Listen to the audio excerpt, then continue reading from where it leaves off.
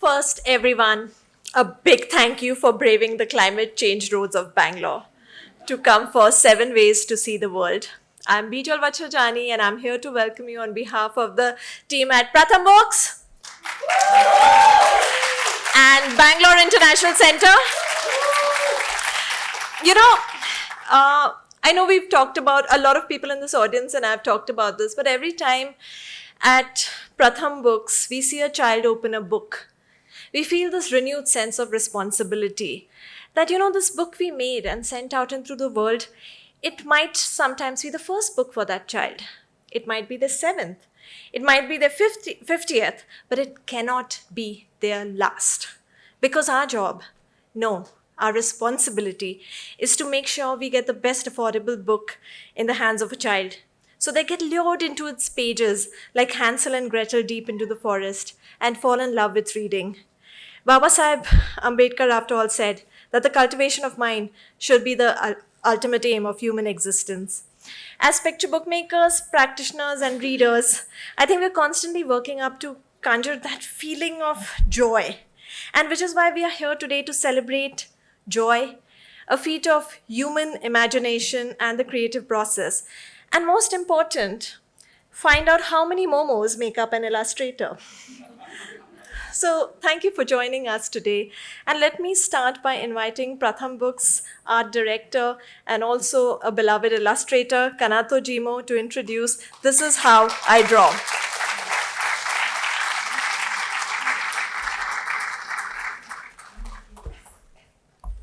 Good evening, ladies and gentlemen. I'm very happy to see all of you here to celebrate a wonderful book that we created together with 7 wonderful illustrators. And this evening, I would like to start with a quote by Ernst Gombrich. To read the artist's picture is to mobilize our memories and experiences of the visible world and to test their image through tentative projections. It is not the innocent eye, however, that can achieve this match, but only the inquiring mind that knows how to probe the ambiguities of vision.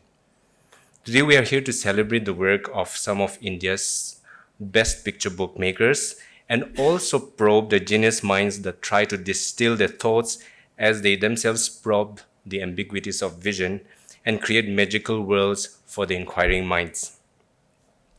Like all good books, this book also started with an idea, but this book started in a small office in Pratham Books of Content Pratham Books office, and it actually I feel like this idea started with we have something called Dear Wednesdays. So on Wednesdays we drop everything and read, and we call it Dear Wednesdays. So at Pratham Books, we're all very passionate about picture books. We collect picture books, we read them, we critique, then we have our favorites. We also discuss about these books, and so that's what happens on Wednesdays. So all of us bring our favorite picture books and we read it out loud, and it's quite animated. Sometimes it's very animated sessions. And then we also talk about why the book works, the format, the color, and sometimes why it didn't work for us. And for us, this is a really nice engagement, a wonderful time for us also to know what excites us. Of course, all picture books excites us, but when we, in the space of creation, what makes us happy, what we are passionate about. And so this leads to this yearly meeting that Bijal tells all of us, hey guys, we're going to meet this day and talk about what we want to make this year. And so we all come together and share our ideas, like that share our ideas for the books that we want to create for the year. And this book is one of those ideas that came up when we had this session. And one thing I feel is we were always asking, how do you make a book? For us, being in the publishing space, we do it every day and we think that everybody knows it.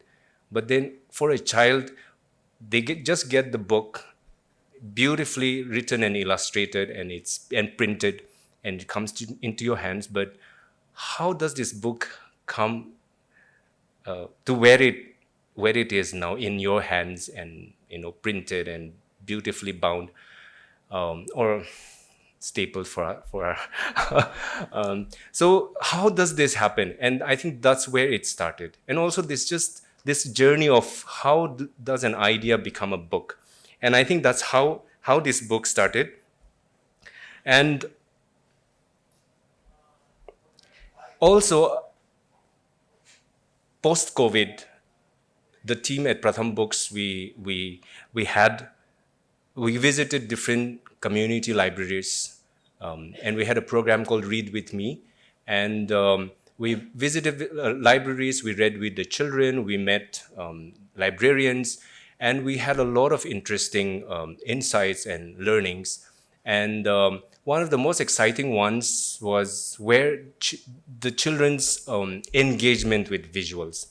And we have many anecdotes, we have many stories, our own experiences and people's experience with Pratham Books, where children fully engaging with the book, with our books, and coming up with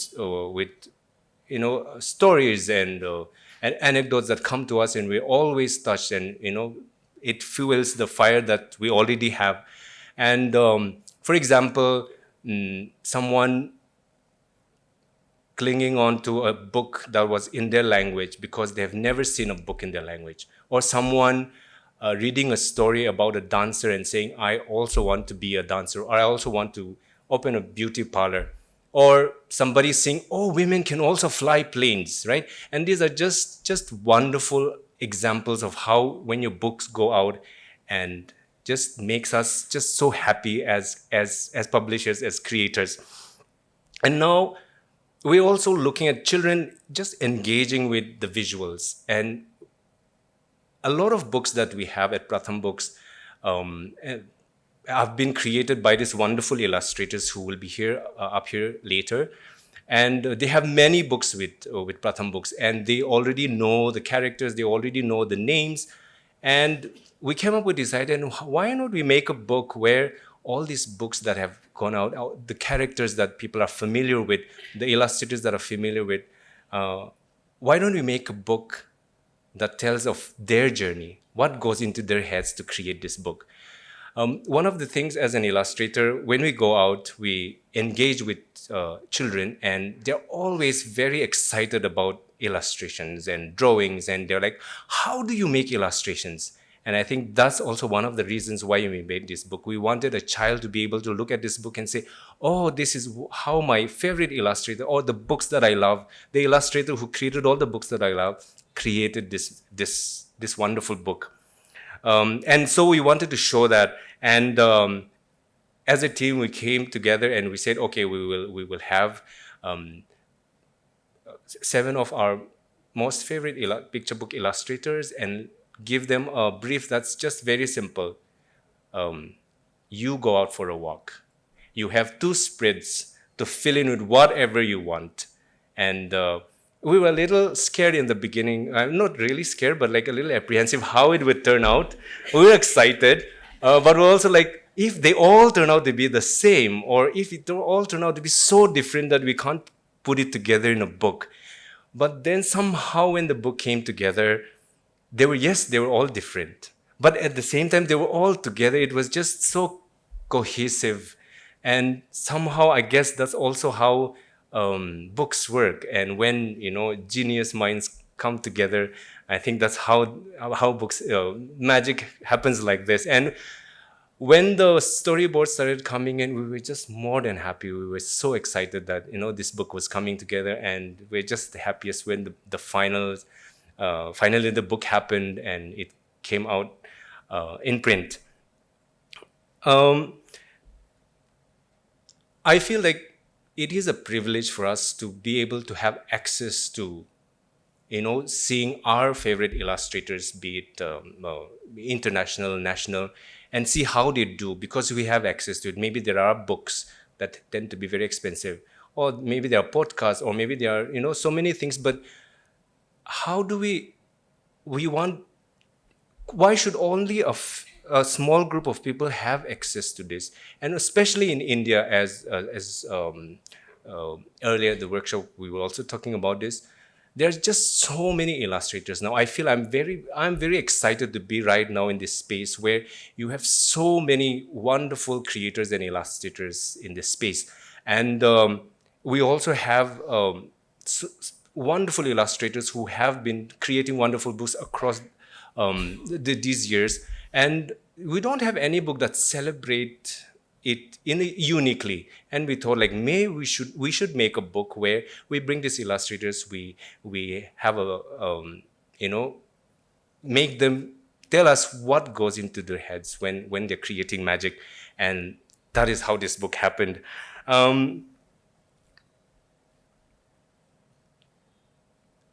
There's also one thing that I strongly feel is that's changing, and it's illustrators are not merely decorators and enhancers of the text. And they are creating wonderful things, wonderful books, wonderful stories, and making a mark. And that's what we want to celebrate. Of course, they should be paid more. That's for another day.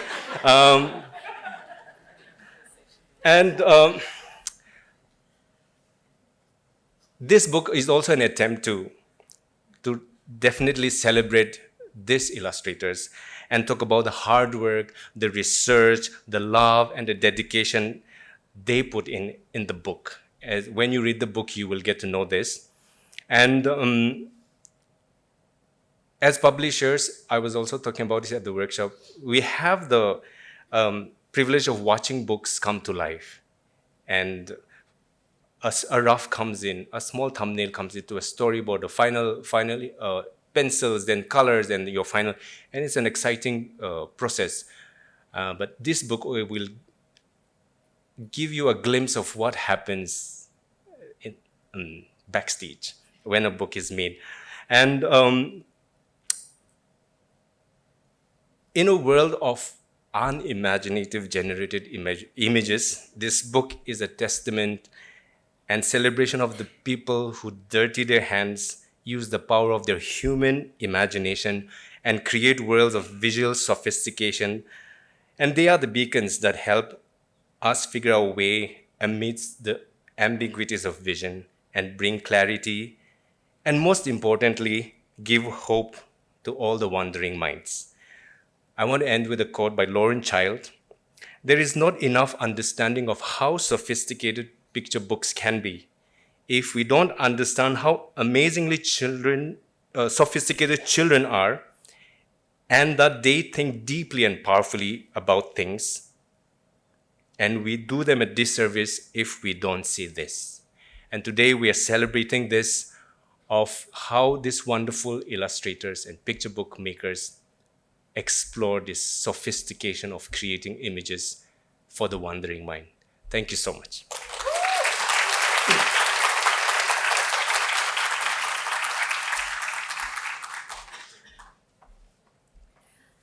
So I'm not going to ask you to put your phones on silent because you already have, but please dig into your bags and put on your sunglasses, because it's going to be so bright and dazzling with all the luminaries we have today from the children's book world. So because we're children's book people, I'm not going to read out bios. Instead, with the help of Aparna Kapoor and Radhika Shenoy, I'm going to read out a different kind of introduction. There was once a lady called Deepa Balsavar who has never been one to cover. Her drawings of walks and seas are so full of power, they can fuel an entire lawnmower. Deepa Balsavar, please come up.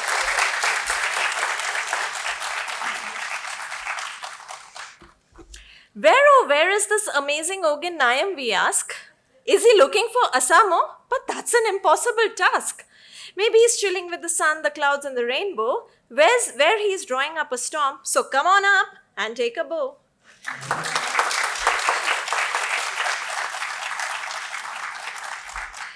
Oh, Pankaj Saikya, Pankaj Saikya. Your work, we really like ya. Really like ya. scary roosters and a quirky ghost, these are the ones we love most.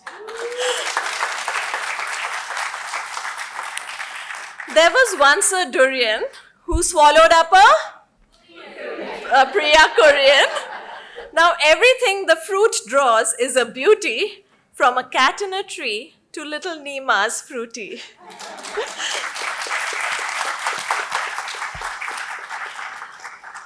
There was once a chap named Rajiv Ipe, whose work was anything but ripe. With each book he drew, his admirers grew. He's very much worth the hype. Rajiv Ipe, please come up.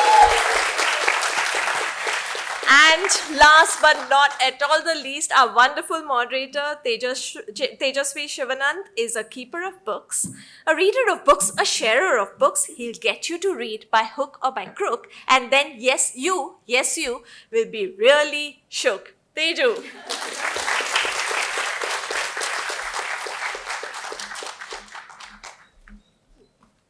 Hello. So, hello everyone. You can hear? Right. I just remembered as I was seeing the audience, words by that wonderful maker of pop-up books, David Carter. He introduces his books by saying that these books are for children of all ages. So that's what I can see here, children of all ages. So these books are actually for all of you, and these are wonderful artists who are all communicators of stories to not just the world that children, wherever children are, but to each one of you. So thank you all for coming here, and hello everyone on stage. So I think today we'll just keep it very simple. My work is going to be very, very simple here because the art is going to do the talking and the artists are here to speak about it. I'm just going to introduce a little bit about what this session is going to be, and then it's over to them. So we are going to talk about, each artist is going to talk about what their process was initially as they went into this book. And then after one round of that, we are going to go into books that are all your favorites and just a snapshot of what was behind that book and what story they had to share with it. And we'll end with a special question at the end, and their own relationship to what creation is. And then, of course, it's all up to you. So you can wait a little bit as we all take our turns in speaking. In the beginning, as you see, I think when you might have come for this session, you would have looked at it as this is an introduction to visual literacy. Now, let's just set that term aside for a second. I mean, it sounds like, what is this literacy? What is this visual? I mean, after all, these are pictures. We all like to look at the world. And maybe that's how we should look at it and see that visual literacy is nothing but reading the world. So it is when children are born and they grow up in the very young years that you see them looking around and asking questions incessantly. What is this? What is this? Who is that? And that's it. They are reading the world. And that's how they come to reading the word. And this is not my invention or anything like that. This is, I'm paraphrasing that great educationist, education philosopher, Paulo Freire, who has spoken about this and written about this extensively. And what these artists are going to share today is how they read the world. And when children come to these books, they bring their reading of their worlds into reading these worlds that they have to present to us. So just think of visual literacy as that, as how you bring in your reading, your experience of life into reading images and text. So with that introduction to visual literacy, it's easy for all of you to think of what these images would mean to each one of us, right? And you don't have to transport yourself to a child and think what a child might be thinking. Just be there and see what you are looking and what you are taking. And then the child will automatically come there. So with that, I think we'll just begin with the first And we are just going to keep it simple. The order of speakers are just going to be the order in which they came in here. So we'll start with Deepa. So with Deepa's page from this book, as Kanato introduced us to the book, you see that there's a walk that they all take through. Some of them literally walked, some of them took a walk in their minds, some of them took a metaphorical walk. So they are going to say what walk was it like for them and as they speak about it. So over to you, Deepa. We'll start with you. A few days back, there was a meeting. We had a phone meeting, and 10 minutes into the meeting, my phone battery died, and I couldn't rejoin at all. And all this making me speak first happened when I wasn't there. So, D for Deepa. so, so I cry foul, but okay. So actually, when Kanato rang me up and said, "What do you think?" and we'd like you to be part of this book, my first thought was, why me? Why would anybody want to know my thought process? And besides, it isn't very interesting. I mean, I draw, I write stories, and I put them together. But why would anybody be interested in what I have to say and what I have to do? But then I thought about it, and I thought, but you know what? I would love to take a peek into Rajiv's mind. I would love to take a peek into Priya's process. I would love to see what other people do. So perhaps there's, out of the millions, there's one person who wants to see what I do. And I decided to literally, I said, let me tell a story through the pictures. When I talk about my process, let me make that into a story. So the story that emerged was one when I was, and this is a real episode. I actually went out taking my dog for a walk, and there's a building under construction in front of my house, and there's a huge signboard all lit up in LED lights and all that on it, which says, "For the preferred few." And that really, really upsets me every time I see it, because who is the preferred few? I know what they mean, because they're talking about not only people with lots of money, but also with certain dietary preferences, right, with certain religious preferences and all that. And it gets my goat every time I see that. And so that was one thing I jotted down, and I said, for sure, this has to go into the story that I tell, and the things that I notice. And just as I was doing that, and it was literally the same day that they chopped down the tree beside my house.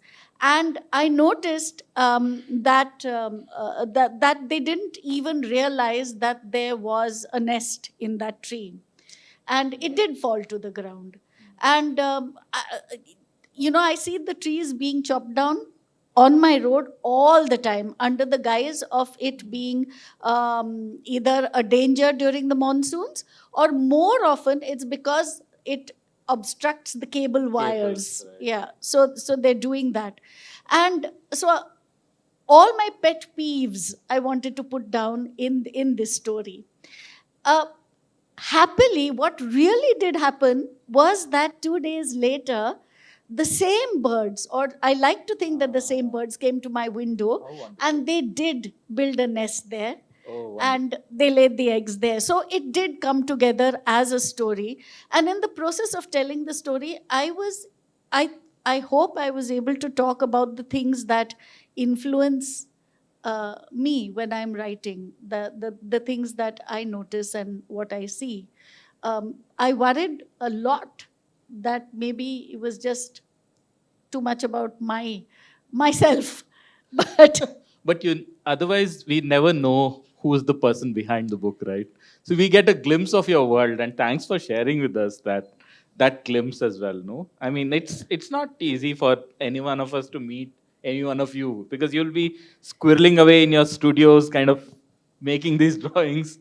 So thanks for taking us, starting us off with your story and saying that, okay, that things matter to you, what's happening around matter to you, Yeah. and that really makes into your books. And I think for us also, that to understand that artists are not simply people who scribble on paper or fill it with color, but are people who feel and are pouring their feelings into what they create. So thanks for starting us off on that wonderful note, Deepa.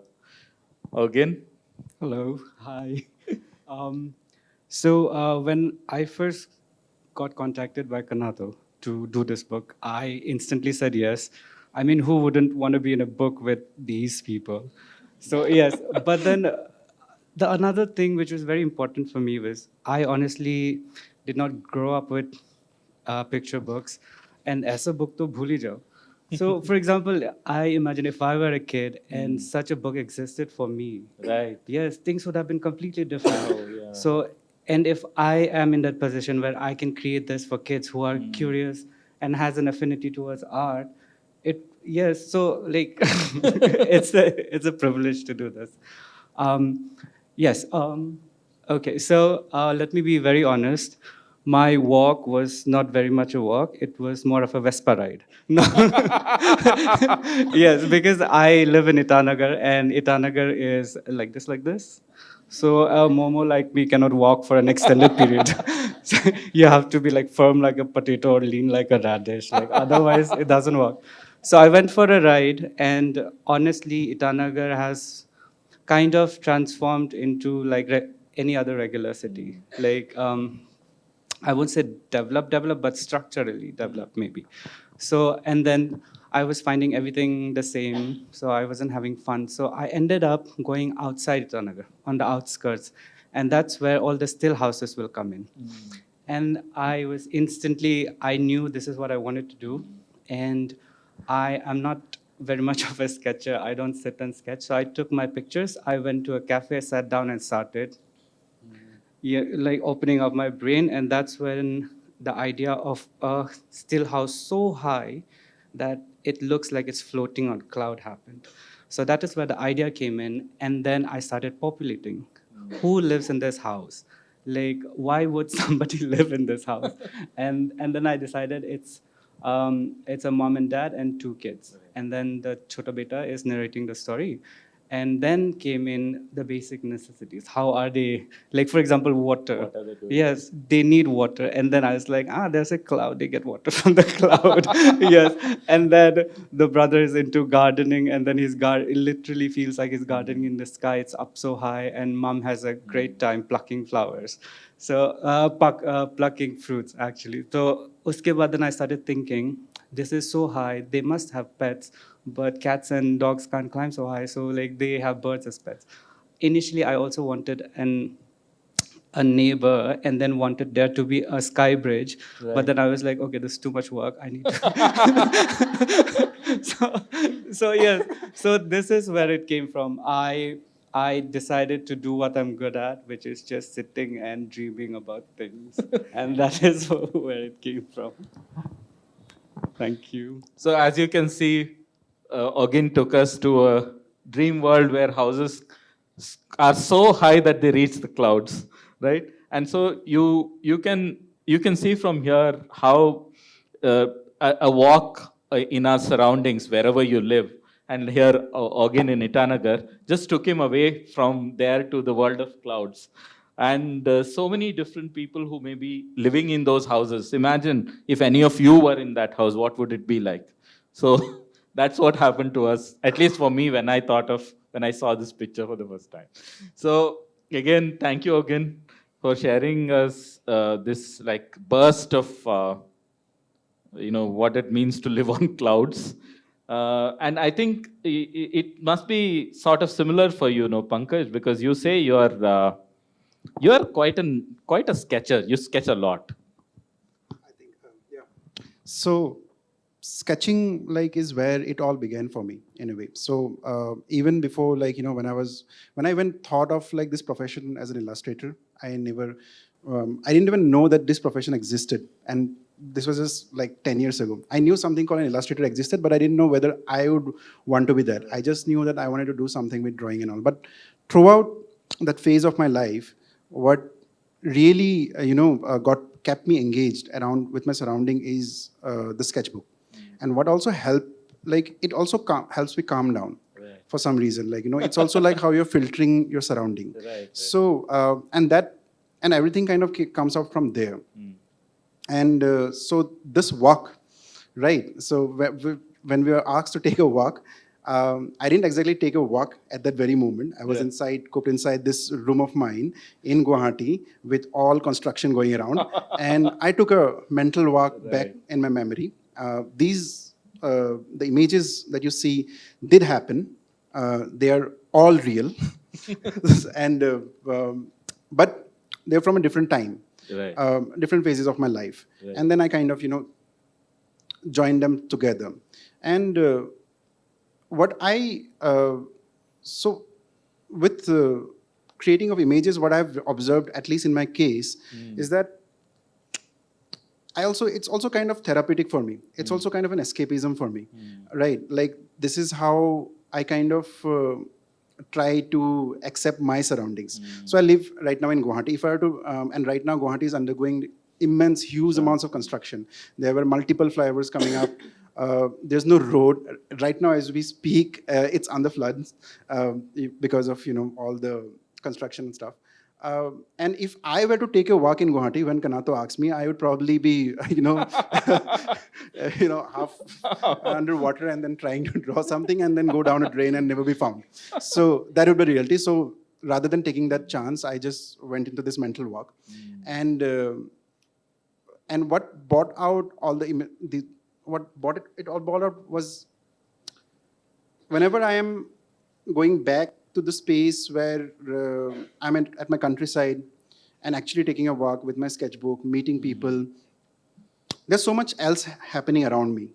Although I may not be noticing it directly, I may not be sketching it directly, but it's happening. There's a cat around the corner who's just, taking a stretch. There's a dog who's like, just going around aise hi. There's some hen with its, chicks like, walking past you. And it's happening all the time. There's so much life, like circles of like just going past you, going around you. And it kind of influences you and it stays with you. And that's what I want to bring out. And that's what I, live off in a way. Like whenever I'm down, or because for me, illustration or any kind of storytelling has to come from a happy space. And even if on my saddest of times, I kind of push myself to that particular space and then bring those images out. I don't know if I'm able to, articulate it well, Yes, but yeah. course. No, in fact, this illustrating is like, it's like a sanctuary for you. And in all your work, I see that there is that going back to childhood, going back to a better time, going back to a better place, not underwater, but surrounded by fields, surrounded by greenery, surrounded by bamboo. So these are things that you love the most, and that keeps coming back into your book. So illustrating means that to you, and it comes through here as well. And I think that wonderful glimpse into your own way and your own process of what it means for you. Thanks for sharing that with all of us. Thank you, Pankaj. And I think, Priya, now coming to you, I feel, again, you have your own special inroads into, especially your eyes and your smiles in each of your characters, which kind of really kind of speak to all of us in some ways, because I know that's a Priya Kurian smile. That's a Priya Kurian eye whenever I see a character. So what is your process that goes into creating those amazing eyes and smiles? Actually, one of the questions that really terrifies me is this, like, how do you make? Because, it's so difficult to explain it. And it's because I think we tend to work so, after having practiced for a while, you tend to work so intuitively that you forget thinking about the process itself. Yes, exactly. And then you don't know the answer. And I'm sure if you ask any of us, if you ask us suddenly, like, what is your process? We'll say we don't know. So what happened in this some walk? way, this book was nice for me as well, because the first time I'm sort of sitting down and trying to sort of break down my process and trying to explain it to a child in a way that they might understand. So I didn't, again, like Pankaj, I didn't it's not one walk, but I must have taken more steps than you, though. But it's many walks. collage of walks. Yeah, collage of many walks that I took. And I think what I was trying to kind of show through these drawings was even like physically what having a seed of an idea feels like where does where do you feel physically, where do you feel it when you have get an idea. I think I also wanted to talk about the fact that it's not it's not like a flash, that idea doesn't come in a flash. Right, You right. don't get the entire image in your head Right. in a flash. It is a combination of your memories, your what you're seeing right now, and so it's a combination of many things. So I just wanted to take them through in a sort of fictional way, Right, right. take them through that process of it could be this, it could be this, and it could be that as well. Right. So my walk is sort of a combination of all those things.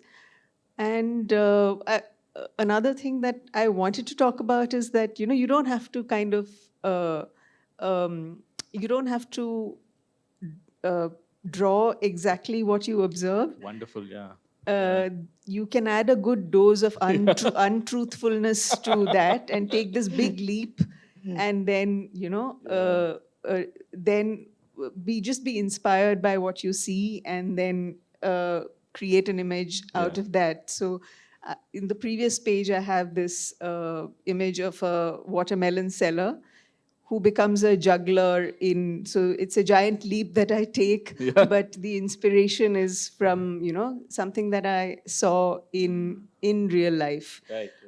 So yeah, and another point I think I wanted to make was that it's okay if you're not clear in the beginning of sometimes it takes time for an idea to for a seed to really become a complete idea. Watermelon. And yeah, a complete watermelon. So, and it sort of helps to, step back, look at things, And leave just, the leave us with a flash like this. yeah. Because when you see this page, right, it is a flash. So for us who are not sitting in each of your brains finding out what's happening, we see this and it appears to us like a flash. And it's quite a powerful image when you see it like this, with all its color and all its punch, no? Yeah. And all that yummy watermelon. So thanks, Priya. I think this the impact that images have. If you see this image also, we see how impactful it can be. Just the sheer riot of colors and what it does to somebody who's seeing it. And I'm sure all of you who are probably seeing it for the first time, I heard a little sigh, a little sound that many of you made when you saw this. So you can see the impact of that that flash. So just like that, I see, often, Rajiv, when I see your work as well, we often end up with similar flashes because there's a lot of movement that happens. Your characters are always very fluid and in motion. In some sense, there must be a story to that as well. But for that, for today, when we want to tell us about what happened in your works, you told me earlier that a lot of yours was a metaphorical walk. So what was that like for you? Actually, I feel quite appalled that people took metaphorical walks and Yours was real walks? yeah, I did so many walks. Oh, really? I walked all over the place. I took Yeah. it really seriously. Of course, And Dugga was cooked on, so you walked all the time. what's this Vespa walk? Nonsense.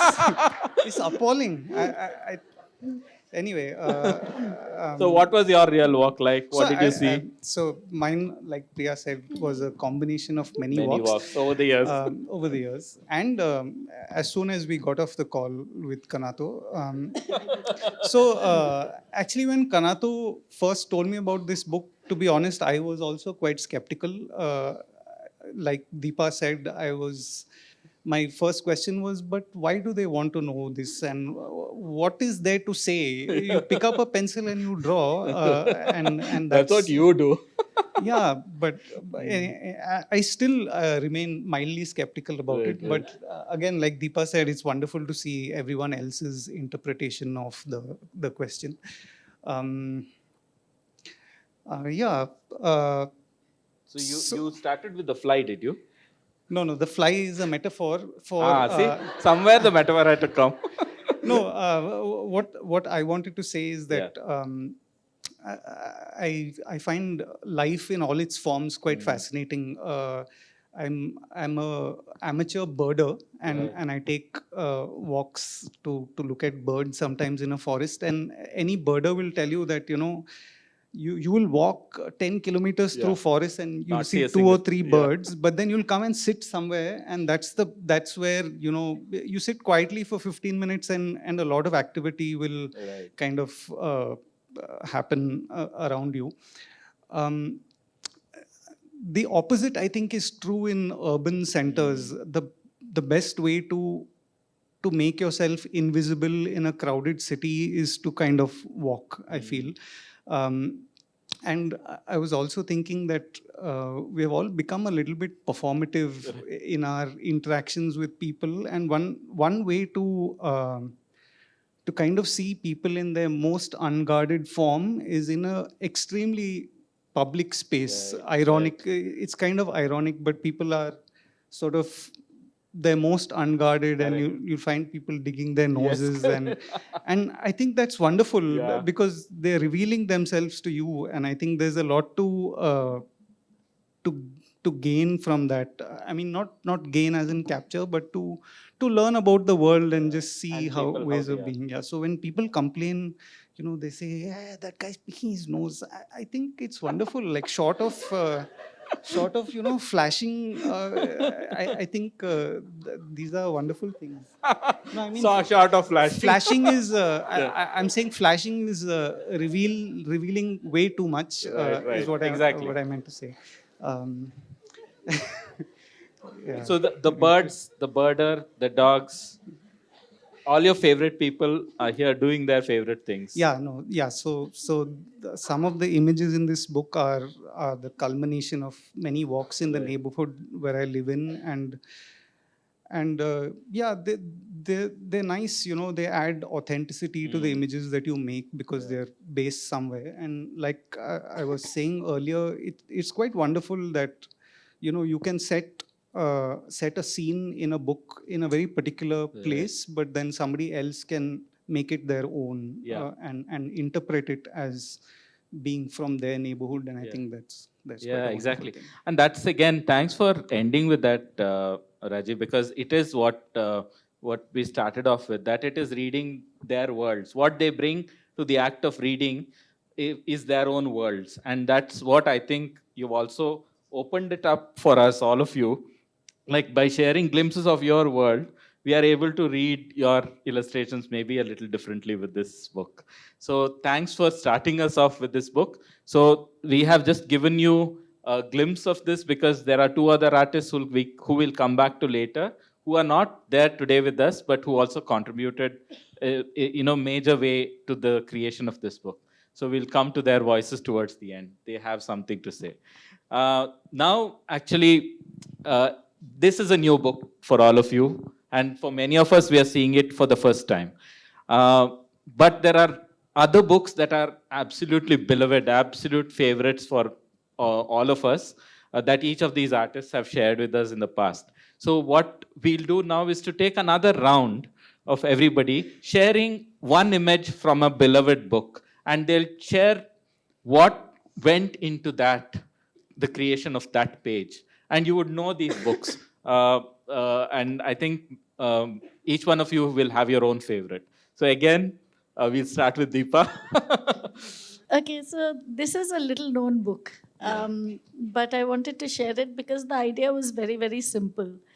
It is called One and Many, and it came to me as a very simple text, and all the text said was, one child, many friends, and then it went on to say, one tree, many fruit. One it went on that way to talk about one and many in different forms. And these 2 pages was, this one on the left was one lake, many fish. Many fish. And one sky, many stars.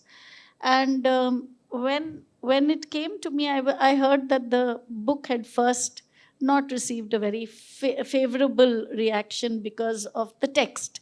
It was felt that it was too simple and it didn't give enough scope for things.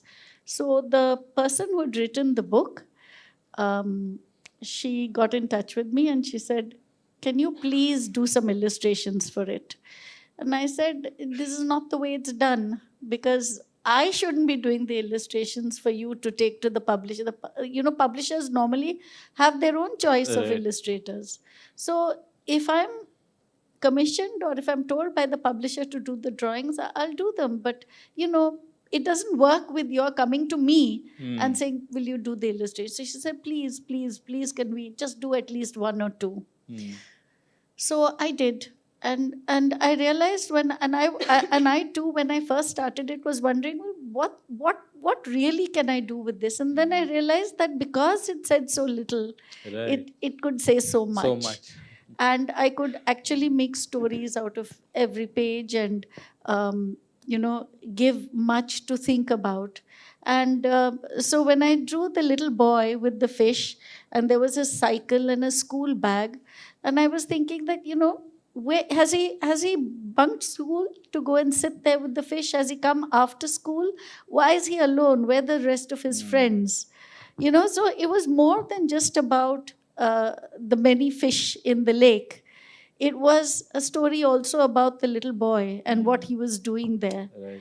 And in the same way, when it came to the sky and the stars, I wanted to tell a story maybe about a simple pleasure that we have too often forgotten about these days, of just going up and having a look at a night sky Right. and enjoying it with people, with other people, and just this. So in that sense, then I realized that each of the frames became stories in themselves. Right. And the book got published. I thoroughly enjoyed doing these illustrations, and it's become one of my favorites. What you shared, Deepa, is that each page is a story. This you see with children. So whenever I work with children, or in fact even with adults, the questions are always about, perhaps not just about the text that it comes with the illustration, but a lot with what's happening alongside. So often we hear, that the pictures tell a parallel story, but they tell a full story in themselves. We don't have to qualify it as parallel, or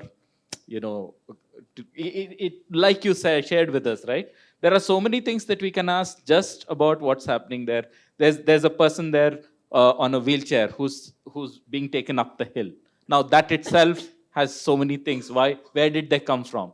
Why did they come all the way here? So I have like a series of questions about just that one corner. So there are so many such stories about just different directions that we can go off from this one image of watching the night sky. So that's a wonderful thing that this picture is able to do to us when we see it. So thanks for sharing that, Deepa. So again, shall we now look at which picture you have to share with us? This is from the book Tina in the Faraway Mountain. This is my first ever picture book that I've ever done. So back then, I think it was back in 2018. Yes, the gutsy Pratham Books. Okay, they called me. I had not done any picture book back then, so they DM'd me, and I was like, "Kaun DM karta hai? Kaun aisa?" So I kind of very innocently took it, very confidently innocent. Okay, very innocently confident. I said, "Kaun DM karta hai?" And then I read the script. Maithili Doshi was the art director for this book. And then I read the script and I was like, instantly I wanted to do it. I said yes, very confidently, and honestly winged it. Okay. Oh, really? Yes. But then the thing is, I come back to this book because it was my rawest form. Like, yes, because the choices that I was taking in this book was Like it was full on like raw. Right. Yes. So nowadays, now that I've become an illustrator, like there are certain, I've noticed I've started to take certain what do you call it? Choices that you Refined? safe Safe? choice. Yeah, Oh, safe okay. choices. Yes, because in this page, when I read the script, I instantly had this vision of the mountains coming out of the television. Right. And then, according to the book, per se, it's a biography. It's not like I had, like, I could take my illustrations too argue also. So, but then I wanted this. So basically, I wanted to talk about this book because of the choices that I was taking. Yeah. So she's sitting in her bed watching a television, and then the mountains back are extending from the television. So logic will tell you there needs to be a wall behind the television. Right. Yes. So and then you can do some illustration, like you can do some chal, and then you can put a big window and still make the mountains come out. Right. But I was gutsy back then. I was like, I don't want this wall or the window. It's making my work page not look as effective. So I decided to take off the wall, Right. like remove it. And then I sent it to Mathili, and almost for 2 weeks I expected them to call me back and then be like, Ogin, there's something wrong with this image. So yes, so basically, sometimes you just turn down the logic a bit and turn up the imagination, and you end up creating magic. Yeah. So, Clearly. It is. It's truly magical in that sense. Like I suddenly reminded this form of how the text places. Like you shared the story behind the illustration. I was reminded of the YY girl, and where her thoughts just fly off her mind. And in a way, here the text is also kind of coming out, and it's almost placed in that way. yes, it's also because this is the first time she's discovering what Mount Everest Exactly. is, and she's finding out what her dream is. That's so right. it's like literally manifesting in front. Exactly, in front of her.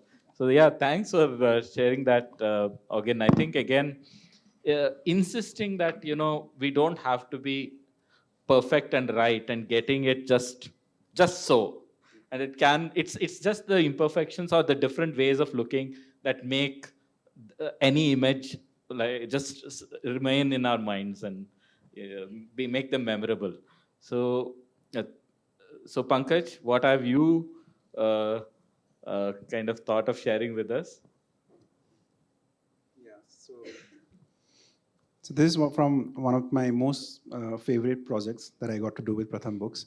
And it's this image is from this book called When We Are Home. It's written by Priyadarshini Gogoi.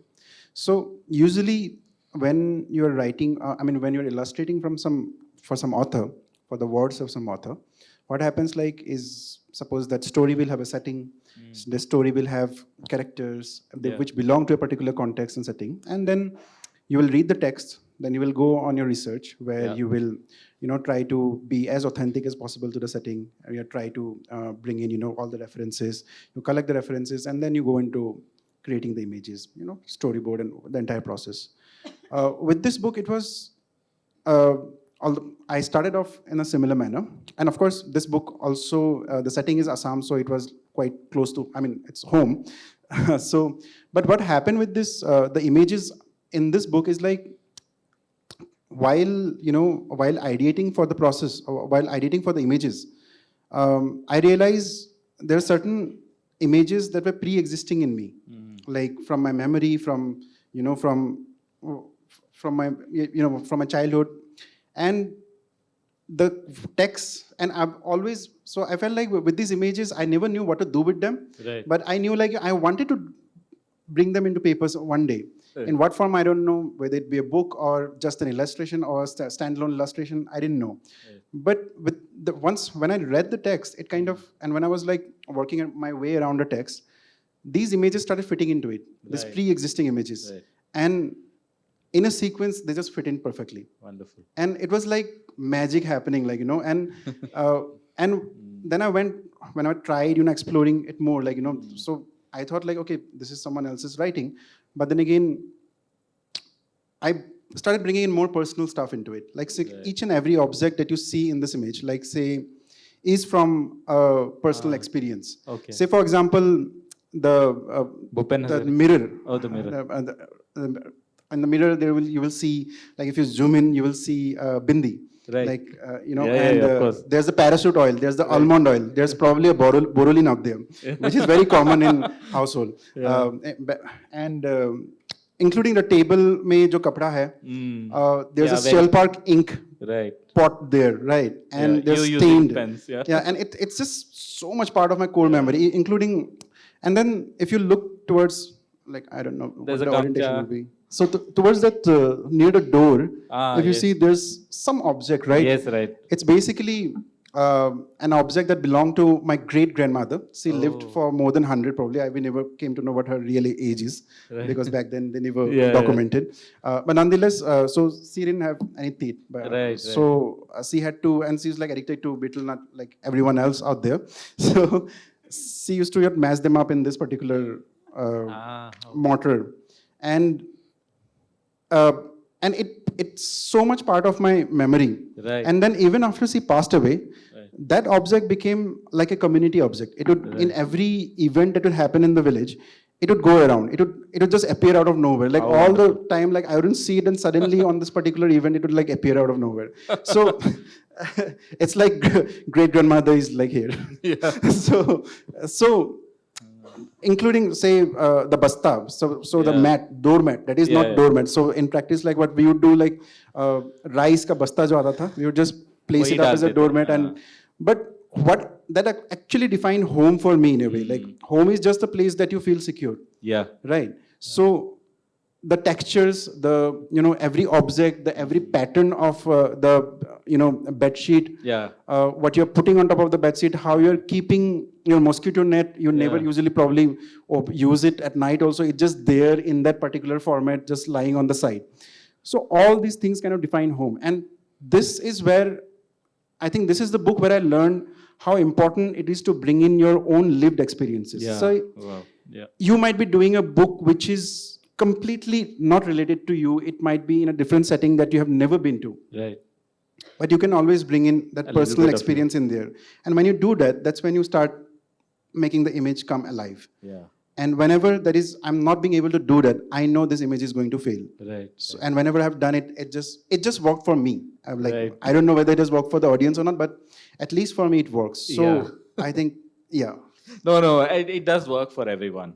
I mean, if you look at it, this time that you spend just looking and asking that question, I would ask, that's Bhupen Hazarika. Right? I know my connection is that, right? Because I wouldn't have known your childhood, but I knew Bhupen Hazarika in my childhood. I would know that Gamcha is very typically Assamese, that red stripe and white. So you can see that even for readers, they can find their entry points. So you have your vision of what you've created, and finally you've left it to all of us. So we also bring ourselves, and when we read it, we feel our stories in it. So I don't think you have failures of that kind. So you don't worry about it. We'll manage the rest of it. Yeah. Thanks, Pankaj, for sharing your again, like the very personal world that you bring to it. Thank you. Now, Priya, let's hear what you have to show for us. I'll have to second whatever Pankaj said, said. because it's kind of very similar. So I was reading a bit of Arundhati Roy's book this morning, and there's a line in that which she says, "We're a living, breathing soup of memories and imagination." And that's when she's talking about how fiction is created. So this particular book is again, it's written by Loveleen Mishra, and it's about a mother who falls ill just before giving her exams. Like she's going to write her BA exams, and she falls ill, and then how the whole family sort of rallies behind her. So when I read this story, when I received the manuscript from Pratham, I was like, it really took me to a particular moment of time in my childhood, where so my mom, she finished a lot of her education post marriage, and she sort of had both my sister and me. And I was just thinking, what a terrible time that must have been for her, because we were brats. And so a lot of, I really, there was a wave of nostalgia when I received that script, and I wanted to, bring in that. So a lot of the elements within this picture book are sort of from childhood. And and also like from people that a lot of that time still exists. For example, this thing of a display case. Yeah, It's of such course. an Indianism, Very you much. enter a drawing room and you have this show, like a Showcase. place to, like a showcase where you kind of put in, like a snapshot of what all you are sort of proud of. So there's like a certificate. So it also gave me a chance to kind of put in little details that tell you a little more about the family. But and there are signifiers of Yeah. lots of things. So there's, I mean, if you look carefully, there's a certificate that the girl has got, and it says it's for art and craft. And that's what used to happen to me. Like there was no, like, nothing for math, science, nothing. I would get one art and Art and craft craft. certificate at the end of it. And there are some trophies, and there's a picture of the family who travels to Agra. And as usual, there's one person who doesn't want to smile at at anything. And the home itself, it's not like an IKEA Right, catalog home. There are slippers. There's like an iron box sort of. Somebody has just ironed a shirt and left the Right. iron box somewhere behind. So I wanted to create a world which is sort of. It looks very relatable to. Yeah.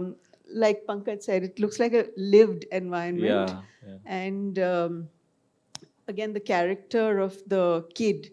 I see a lot of kids leaving school, and usually a lot of the public school kids look a certain way. Well, and the kid has like a pretty bad haircut, probably given by a barber, which perhaps means that the parents are just too busy to kind of do anything else, something better. And there's a little clip, and her ears are pierced to kind of some idea of femininity is also kind of imposed on that kid.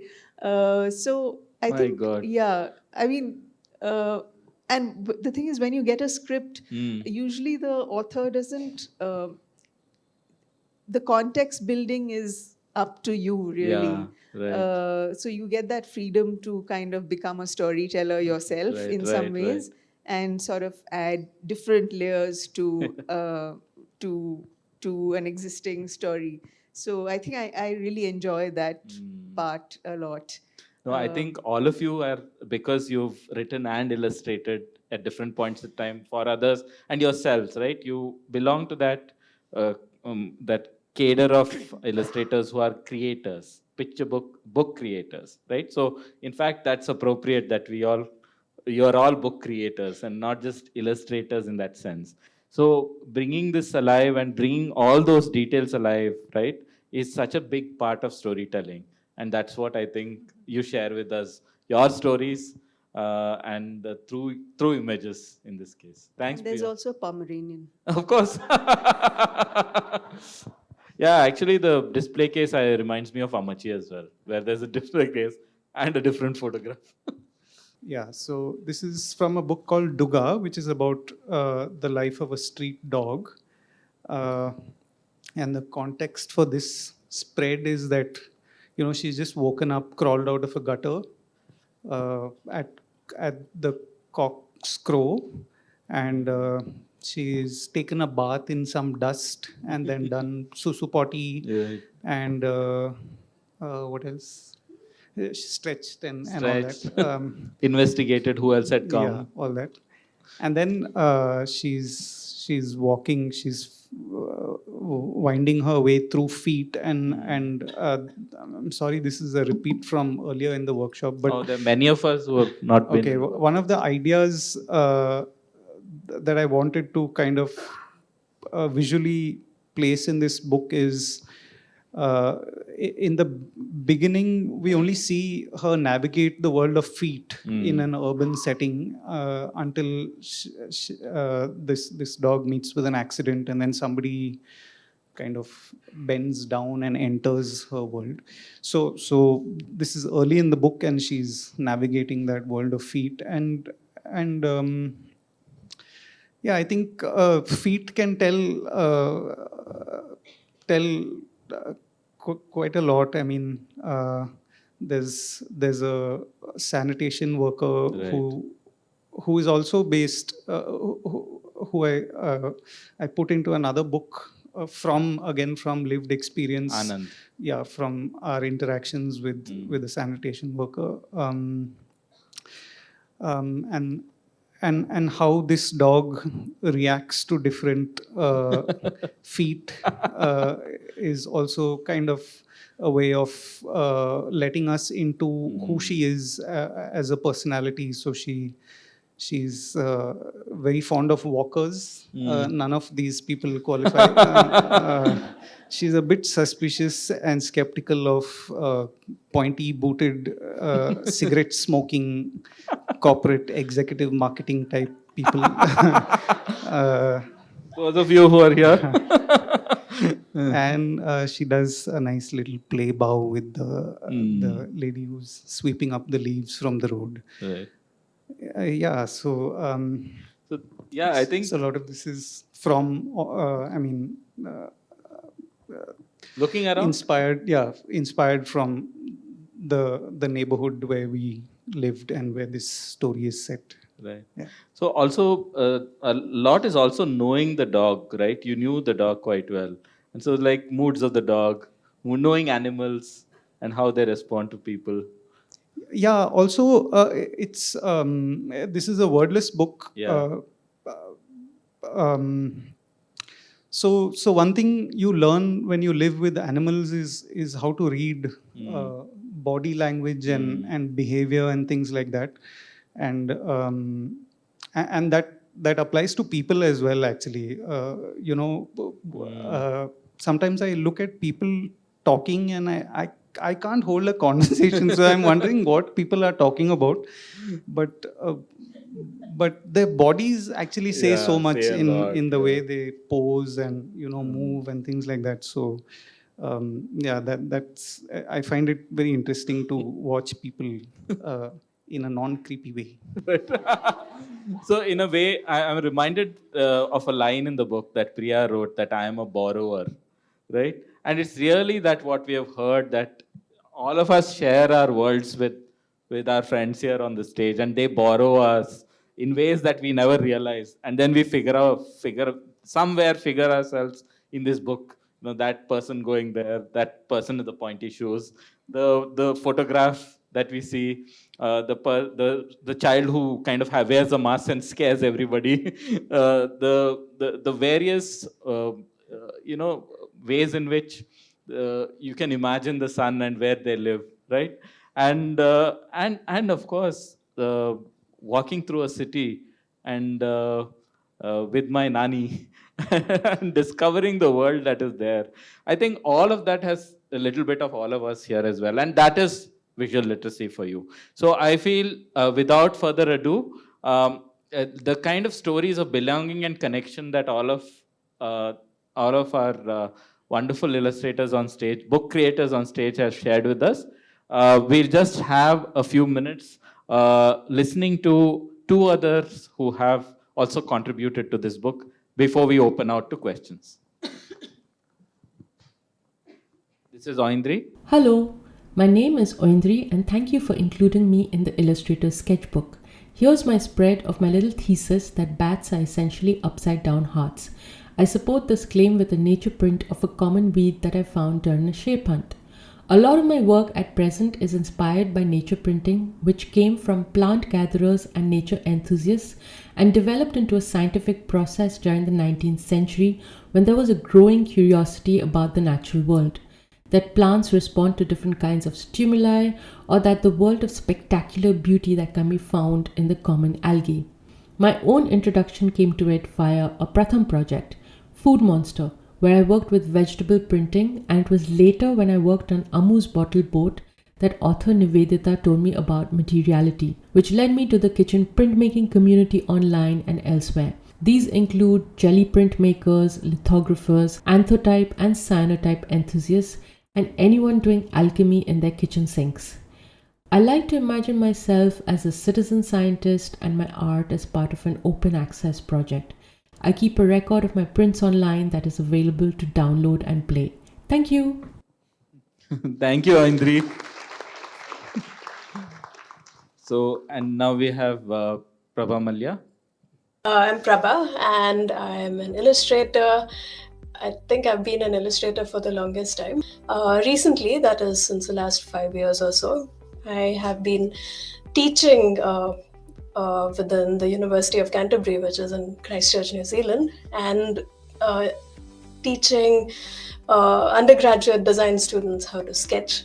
I've also been teaching a bit of digital visual design. So these are the things that I do here. And through the process of that, I got really curious about how people sketch in general. And so that formed the basis of my PhD, which I'm currently writing up. So I'd done a master's in illustration way back in the day, and they had taught us to see images or like visualize the world really in terms of shades of gray, in terms of levels of contrast, of darkness, lightness, and so on. So I really like to work in grayscale and black and white a lot. So I kind of think in grayscale, think in black and white, and then add on accent colors or just like a hint of color. So there's a certain kind of monochromatic sort of theme going on, I think. But when I do use colors, I absolutely love bright colors. So and this is how I draw my story, which illustrates that cat. It's absolutely bright. It's very I don't know, psychedelic even. So colors go there if they happen. And the process generally is to draw by hand. I'm very manual with my media. I love using pencils, ink, lots of texture, lots of splatter, so I draw by hand. An illustration might look as scrappy as this. It's really lots of line drawing. And the colors are pretty variable as well. So what I would do then is to take that into Photoshop and just unify the colors and really control the levels and so on. And remove all the little bit of mess that's all around, like the edges of the paper, the little scribbles on the edges, those would all go away. This is a very chaotic page, but as if you can see the detail, there's lots of cutting and pasting. There's and the colors are kind of strange also, but that's because I worked on a kind of pink and orange highlighter pen and it doesn't scan really well. But I love to paste all these little pieces of details that I've picked up from different pieces of paper. It's like a collage process pretty much. And then that all goes into Photoshop and comes out very controlled, like I steer the mess. I think I'm always observing the world, and like some of the other illustrators have said, right? People like me, we tend to, keep looking, and we are storing little bits of information away in our heads, or if we are not storing it in our minds, we are actively sort of drawing on our sketchbooks or taking scrappy little pictures on our phones to remember it for later. So for me, what helps is to sketch from life, to have a little sketchbook with me all the time. Brief given to me was pretty open, wasn't it? It was about an illustrator taking a walk. So I took a walk and there were so many things. It was an overload of information. And then given that the book is meant for, younger children, I try to look at it through more of a child's point of view. What might a child want to know if they were to go out and illustrate a book? So I started from there and did a kind of Q&A with myself, I think. Like, what would a child ask me about how to illustrate books. And, uh, you know, the title of this piece eventually became How I Make Stuff Up. So I think that kind of tracks. And, if you've seen some of my earlier work, it's full of cats. Somehow cats just creep into my work. So I thought, okay, instead of an illustrator going for a walk, let's take a cat for a walk. And I think it also comes around from, trying to teach people how to do things, at least in my day job. So broke it down into steps. There's obviously the part about research. You have to really, really learn about your subject matter when you draw it. So that was fun. I learned about cats on the internet again. I played with my cat. He's fast asleep in the laundry basket. So I can't show him to you right now, but he is a big part of the story. It's nice when the things you draw are, really connected to your real life. It's awesome. And then I did lots of those little sketches, as you saw in the screen I shared earlier. That's literally exactly how it went. And I tried to put myself, of course, in the cat's head when it was walking around. Thank you, Prabha.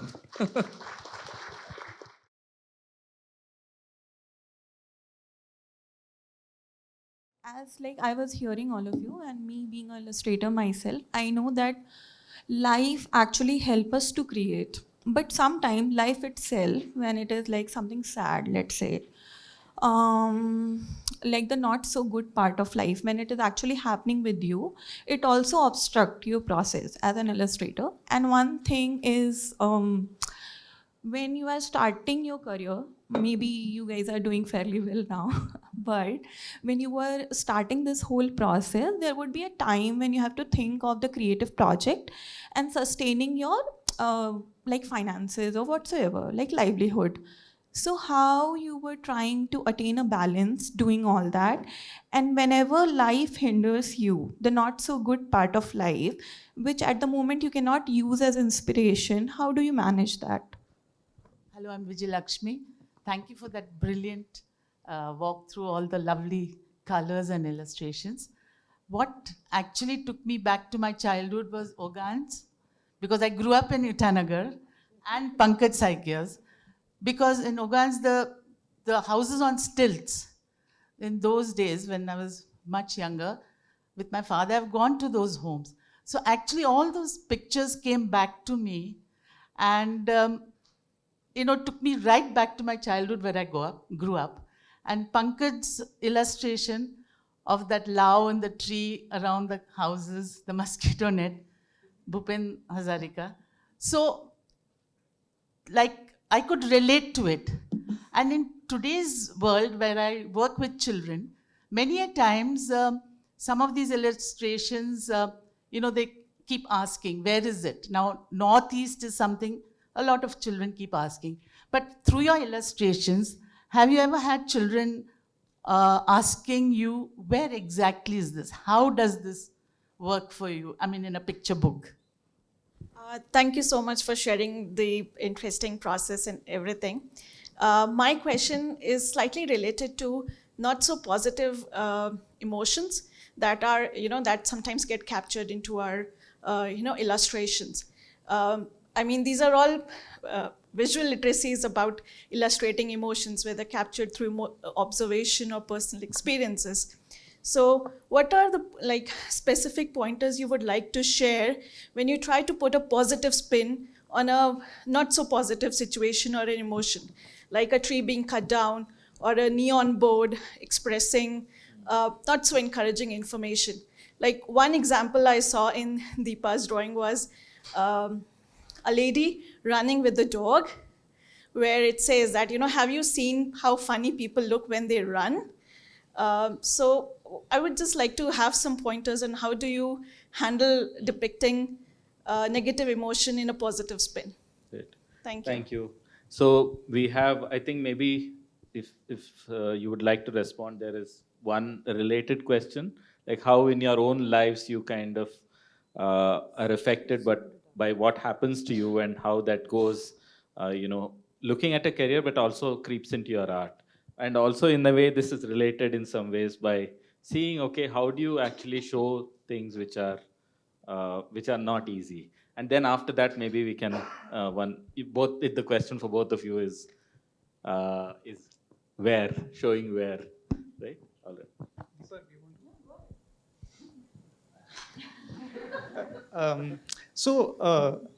I think it may be a myth to think that children's books only deal in happy subjects. I don't think that's true at all. And perhaps you don't want to give a positive spin on a negative event. I mean, creating art, I think, is therapeutic. Telling stories can be therapy, and reading is also therapeutic. So, and I think, like Deepa was saying earlier, there's some great children's books that tackle very difficult subjects. So, I mean, if you're asking personally, how do you turn bad experiences into art? I think art is that it is turning difficult and sometimes bad experiences into art. It often is. Including dukkha. So I'll just address the other point about balancing finances. It's very difficult. I think for most illustrators, there are very, very few who actually run their households on just the books that they illustrate. For most illustrators, it is there is something else that you have to rely upon. If you're lucky enough to have family finances, then that's great. But otherwise, you need to take another job. So if you're thinking of becoming an illustrator, but you want to give up your job to become a full-time illustrator, my advice to you would be don't. Hang on with that other job because it is extremely difficult to subsist on just the payments that come off illustrating books. Thanks, Deepa. Priya, did you want to add something To this? No, I would like. I do like. I'm at the moment. I'm somebody who just works on illustrations and manages to kind of run a household. But I would say, like in the beginning, especially if you're starting a career, I feel like it's good to have a job because also you don't know how the whether books would do well. There's a lot of speculation when it comes to whether books will do well, how much, you can't subsist just on royalties. It does get much better over time, but I think I used to moonlight a lot and have a job. Deepa and I used to share one small office space, and I think Deepa remembers me doing some, scanning on the side, like of some books and all. This was 20 years back. So yeah, you have to do all those things, but I must say it's a lot of fun also.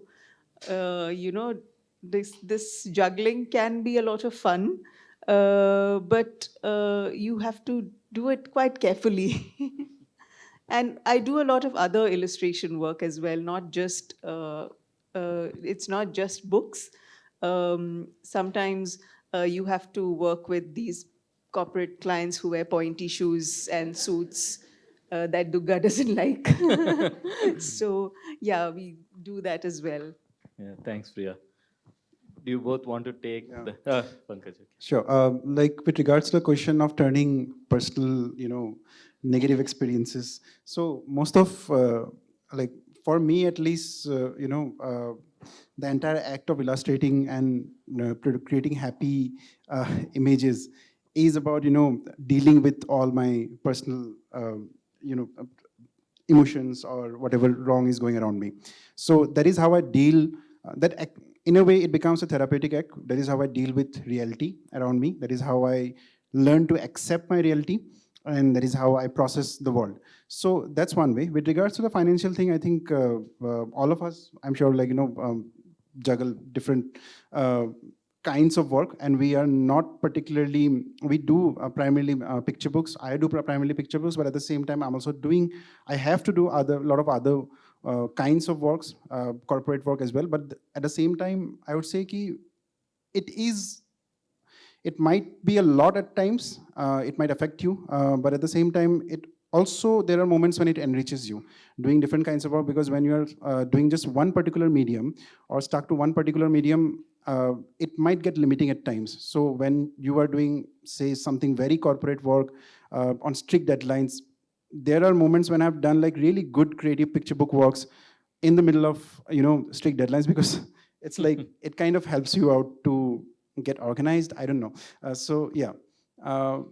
With regards to ma'am's question, like how children, do they view, like, when we show images from a particular space, do they question where this space is from?